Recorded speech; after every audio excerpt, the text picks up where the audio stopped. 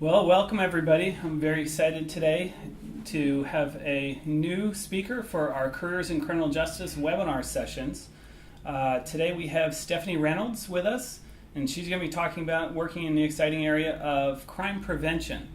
Stephanie has a Bachelor's of Arts in Interpersonal and Organizational Communications and Gender Studies from Lewis and Clark College in 1989. And for a number of years now, she's been working as the program manager for the crime prevention program for the city of Portland, Oregon. Stephanie, I want to welcome you, and I'm wondering if you can start off today by talking a little bit about your current position and duties. Sure, thanks very much. So I am the manager for the crime prevention program for the city of Portland, and we are located in the Office of Neighborhood Involvement, which is one of the departments within the city. I have 12 staff members. They're referred to as crime prevention coordinators, and each one of them is assigned to a section of the city where they are responsible for giving problem-solving help and doing community organizing and providing crime prevention education to the public. For my part in running the program, I also have a lot of opportunities to work on structural and procedural improvements to our local criminal justice system. It's a really fun job, and I'm really pleased to be doing it. All right. I'm wondering, how did you get into this field? Well, when I was in college, I had taken a lot of classes in gender studies. That was my minor. And one of the fields that I became very interested in was violence against women. So I was especially interested in domestic violence and sexual assault, and I started to look outwards from the college campus into the community at what kinds of volunteer opportunities there might be for me while I was still in college, because I really wanted to work in that field. I eventually found a volunteer program that's sponsored here by the Portland Police Bureau. It's called Women's Strength, and it's a women's self-defense program, a free peer-taught women's self-defense program. So I started volunteering for that organization and eventually became the manager of that program. And one of the things that I really enjoyed about it was just very rewarding to work with people in the community who came to us with a high degree of fear and uncertainty about safety, and have them leaving the class feeling much more confident and successful and just able to take care of themselves. And that was a really rewarding feeling. So I sort of got hooked on the work. And then in 2002, I moved departments within the city over to the Office of Neighborhood Involvement and got involved in the crime prevention program. And then since 2006, I've been the manager of that program. Okay. I'm wondering if you can give us a sense of what a typical day as a crime prevention specialist looks like. Sure. So our staff members, the work is really varied, first of all. So no one day really looks like any other day, but some of the really common things that people do on my staff are listed here on this slide. In general, when we're describing our work, we talk about problem solving, community organizing, and education and training, and we do all three of those things in a number of different ways. So on any typical day, one of my staff members might be sitting down with a community member and talking about their concerns about a suspected drug house on their street and what they might do about it. They would go to a meeting or two or three with police or other agency partners to discuss problem locations. So for example, other community partners might be the security manager for Parks and Recreation, or probation and parole people, or perhaps the Liquor Control Commission, and would sit down and talk with those agency partners about our problem locations. Another thing they might do is write a newsletter article that would be going out to a big list of members of the community. So we'll write about all kinds of things like burglary prevention, or organizing with your neighbors to start a park watch, or things like that. Another thing that we do, which is really fun, is we go on site to different locations in the community and look at those sites to assess them for their crime prevention readiness. We look at the crime-resistant qualities of the site, and if the site has room for improvement, we make suggestions to whoever it is that controls that property. And then finally, in the evenings, my staff are often out doing neighborhood watch trainings for the public. So a lot of variety, lots of interaction with other people, both agency people and community members, quiet time, together time, writing, reading, educating. Okay. Sounds like people do a little bit of everything. They in do. This position. They do. Okay. What are some of the things that you like best about this kind of work and this position? Well, as I mentioned before, the work is really varied. I never thought that I would have a job that would keep giving me intellectual stimulation after several years in it. So it's really satisfying that way. You just learn new things constantly. There's always something new to learn. There's a new system to learn, or you can try out a new strategy or a new theory, or you meet new people, you work with a new agency. It's really exciting that way. You get to do a lot of different things. It's very clear the impact that our work has on the community. You really feel like it's perfectly obvious that you're helping people. It's not abstract at all. The work is really creative and flexible. You have a lot of control over how you approach a specific problem. We have some sort of standards that we use, that sort of commonly held knowledge about the best way to approach something. But after that, it's really up to the individual staff member how they approach something, and there's a lot of room for them to improvise and be creative, so that's fun. And like most civil service jobs, it pays well and it has great benefits, and the schedule is pretty good too. Okay.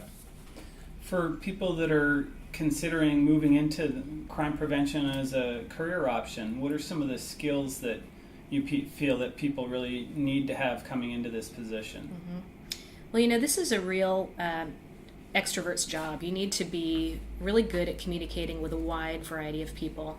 You need to be able to express yourself clearly in writing and verbally. You need to be able to work with people who are very upset, who are angry at each other. It's very common to sit down with people who have a dispute with each other over, say, what's happening at a piece of property, a bar, for example, a problem bar. And you sit down with the neighbors that live very close to the bar and the bar owner and try to hash out some kind of an agreement about how things are going to happen going forward on that property. So you can imagine that if neighbors are very upset about, say, being kept up until 3 a.m. or hearing gunshots or what have you, that emotions are running pretty high. So you have to have really good people skills to help people interact with each other in a productive manner so that things don't really fall apart. So you have to be able to facilitate a group. You have to help people see each other's perspectives. Those are really important skills to have. You also want to make sure that you have good skills for doing community outreach and public involvement. You're really serving the whole public, and some parts of the public are less willing to get involved in efforts like this than other parts of the public, and you want to reach out to everybody. So having some knowledge of how to do that is really helpful. And then finally, you want to know the laws that are pertinent to your area where you are. You need to know the local laws, the state laws, federal laws can help. You want to have some knowledge of the local law enforcement agencies and other agencies that you might be working with. Those are all really helpful pieces of skill, pieces of knowledge that you need to have. Okay. So how would a student go about finding a job and getting a job in this area? What do you do? Well, if this is something that you're interested in, what I recommend that you do is contact the law enforcement agency for the town where you want to work. Law enforcement agencies are usually the employer for crime prevention people. Not always, and here in Portland that's not the case, but it's usually the law enforcement agency in the town where you are, and you want to contact them and ask them if they have any crime prevention positions. Now, some cities will only assign law enforcement officers to these positions, and so if that's the case and you really want to be in this field, you're going to have to become a law enforcement officer. Other cities, on the other hand, will hire civilians to do this, and you don't have to be a sworn officer, as is the case here in Portland. We're not police officers here. So contacting the local agency and asking them if they have any positions, it really helps. I mean, at a bare minimum, you should really have a bachelor's degree in a social science field. It's helpful if it's in something like criminal justice or criminology, but it could also be any number of other social sciences could help contribute to doing well in this job. And even better would be an advanced degree, but that's not totally necessary for most of these positions. And you really want to have some background working in criminal justice or social service. There's a lot of interplay between social services and criminal justice in this field. So if you have some experience, say, working for child welfare or something like that, that gives you some similar experiences to the kind of work that we do, and that would help you be successful in this job. If you don't have any work experience in the criminal justice field or in social service, I would highly recommend doing volunteer work, taking internship positions. Those are tremendously helpful in helping you secure a position. Okay. All right. You touched upon this just a little bit in terms of higher education, but I'm wondering, as a manager of this organization, what do you see as the benefits of higher education for people working in crime prevention? Mm-hmm. Well, all of my staff members have at least a bachelor's degree, and some of them have master's degrees. It would be difficult to be successful in this position without the kind of skills that you develop through higher education. In particular, just sort of critical thinking skills, analytic skills. You have to be able to write and speak well. And those are all things that you develop when you go and pursue a higher education degree. So, I suppose that somebody could come upon those skills just sort of naturally, but it really helps to have gone through some higher education. Right now, as you can see from the slide, that's a picture of my staff and me. I'm on the far right over there.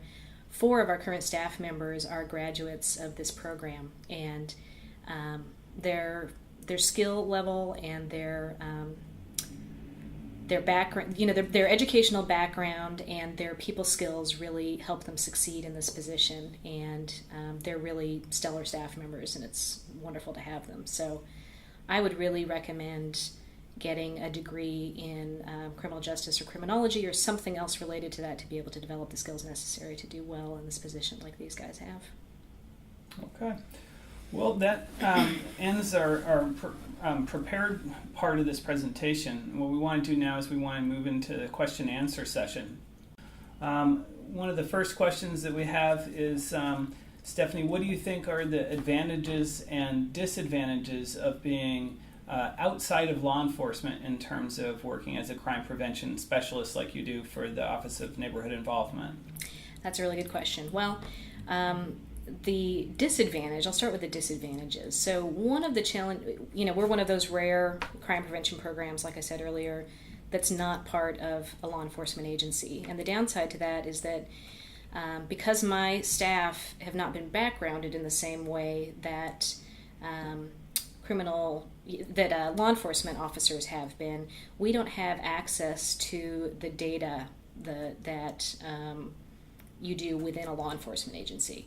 So we do have some struggles, and we really have to establish relationships with the local law enforcement agency to make sure that we have access to that data. And we would just have it automatically if we were part of that agency.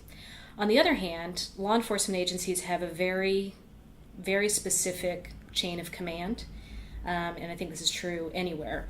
And as it stands right now, we have the flexibility and the freedom to talk to a commander or an officer or the chief or a lieutenant. We can jump around all through the command structure, whereas if we were in that agency, we would have to go to a sergeant, who would go to a lieutenant, who would go to the captain, who would go to the commander, who would go to the assistant chief.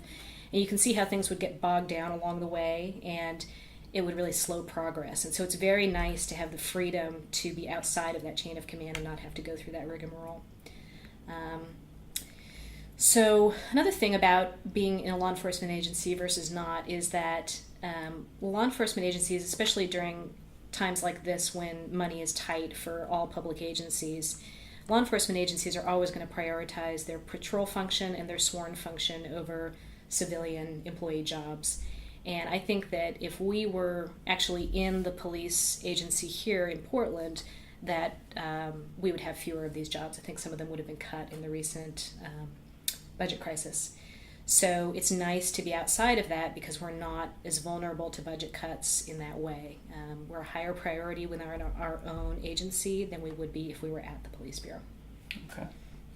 All right, our next question asks, what does the future for crime prevention look like? And I guess behind this question is, What is the job market prospects? How many jobs are there in this field? Is this a growing field? What are your thoughts about that? That's hard to say. I do know a number of people in our metro area who have been laid off in the past few years, but I think that's true, of course, of many professions. We have 12 positions in our program, and we've never gone below 10. So we have quite a few positions in this field, and when I look at other cities around the country, it really varies how many people they have in this field. Some cities that are fairly large that you would think would have a lot more than we have because they're a bigger city than we are have fewer. I don't really know how to gauge how many jobs are out there, but I do know that cities where they are really interested in community policing techniques, problem-oriented policing techniques, they're much more likely to have people in this position than in cities that are more straight-ahead law enforcement. Okay. I'm wondering if you can give us a couple of success stories, cases where you dealt with a problem or your agency dealt with a problem that turned out to be rewarding both for you but also for the members in the community. Mm-hmm. Well, I can tell you a little bit about, this is not a super dramatic story, but it was very satisfying for me and for the community members that I worked with in this case. And this is something that I've told you about before, Chris, so you'll recognize this story. I worked in a part of our city that doesn't have a very high crime rate, but some people who lived very close to a park were having a lot of problems being woken up by teenagers partying in the park late at night. It was just the place where everybody in this neighborhood who was a teenager that wanted to party would go. And so late at night there would be lots of noise, there would be vandalism to the park, there would be drunk driving. And so it was very upsetting for the people who lived in that neighborhood. They were worried about property damage and they were worried about the neighborhood kids getting in trouble because of what they were doing. So I worked with this group of people to start a community foot patrol in and around the park, and they particularly focused on Friday and Saturday nights when the teenagers were most likely to be out. And they very quickly were able to reduce the number of nights when there was sort of out of control partying in the park, and it was really satisfying to them to feel success. It was very satisfying to me because while this wasn't anything like the, say, gang activity that happens in some other parts of our city, to these neighborhood folks it was really important. They were worried about these kids, they were worried about their park, they were worried about their younger kids, and it was really nice to give them some tools that enabled them to take control of the problem in their neighborhood. Okay, thank you. Mm-hmm. Our next question wants to look at where people should go to look for internships. You had mentioned that doing an internship is a really great way to get a sense of what a career is like. How would students go about finding internships in this area?